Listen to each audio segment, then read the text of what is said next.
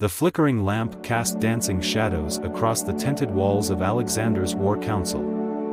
At its center, the young king, barely a man at 20, traced his finger across a weathered map. His eyes, usually sparkling with ambition, held a haunted glint. Persia, he murmured, the foreign word heavy on his tongue. Our fathers dreamt of conquering it, and now the task falls to us. Greece had been a fractured land, a collection of squabbling city-states, ripe for the picking. Philip, Alexander's father, had forged them into a united force, a fearsome Macedonian war machine. Now, with Philip dead, the question remained, would it crumble or would Alexander, barely out of his teens, be strong enough to hold it together? The room buzzed with dissent. Generals, weathered men twice his age, argued the folly of such a campaign.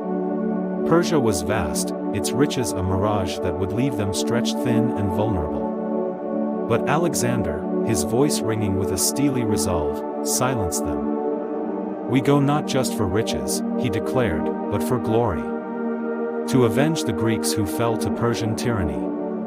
We fight not only as Macedonians, but as Hellenes, united.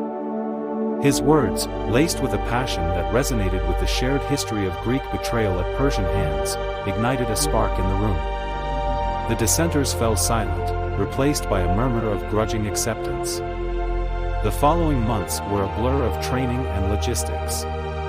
Alexander, a brilliant strategist, drilled his unconventional army, a combined force of phalanxes and light cavalry that moved with surprising speed and precision. Finally, the day arrived. A day etched in history as the Granicus River crossing. The Persians, vastly outnumbered but confident on their home soil, awaited them on the opposite bank. The current raged, a seemingly insurmountable barrier. Undeterred, Alexander, mounted on his legendary horse Bucephalus, plunged into the churning water, his men roaring in response. Arrows rained down, but Alexander, a whirlwind of steel, cleaved a path through the enemy ranks. The Persians, demoralized by his audacity, crumbled. The Granicus ran red that day, but the path to the Persian heartland was open. Victories followed, each one a testament to Alexander's tactical genius and the unwavering loyalty of his troops. He conquered city after city, his name whispered in awe by those who had once mocked his ambition. He burned Persepolis, the Persian capital, a symbolic act of vengeance for the Greeks who had fallen centuries ago. But with each victory came a growing unease.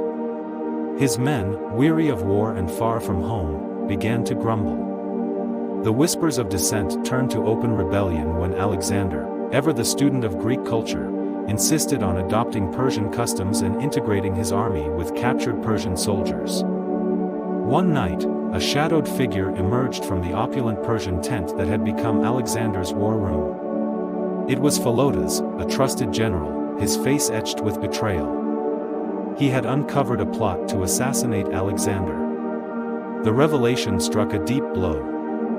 Was this the legacy he was creating, fear and suspicion? The would-be assassin was executed, but the incident left a permanent scar. Paranoia gnawed at Alexander.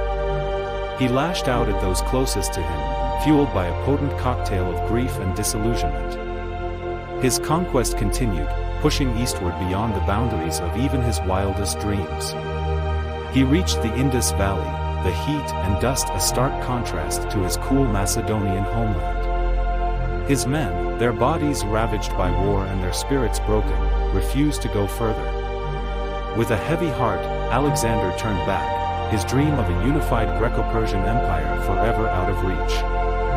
He died a few years later, in Babylon, a victim of malarial fever, some whisper of poisoning. He was only 32, a young man burdened by the weight of a vast, fragile empire. Yet, Alexander the Great, the warrior king, left an indelible mark on history.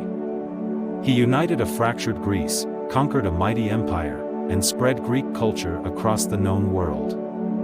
His legacy, a complex tapestry of ambition, brilliance, and ruthlessness, continues to fascinate us even today.